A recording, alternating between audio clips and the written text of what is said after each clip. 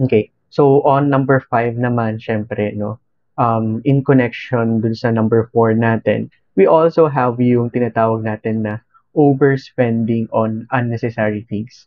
Hello Lazada, hello Shopee, hello Foodpanda, hello Grab, na in a way there are certain times that no, stress can sometimes manifest in impulse buying on overspending. Idagdag na rin natin diyan yung change yung sa pag-buy natin din online.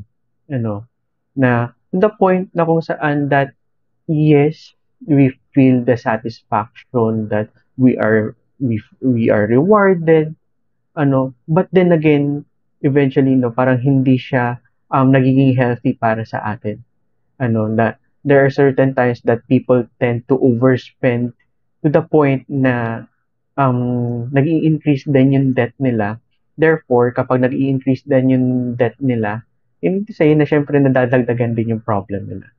No? So, we have to watch on how we spend then yung money natin, especially when we are stressed.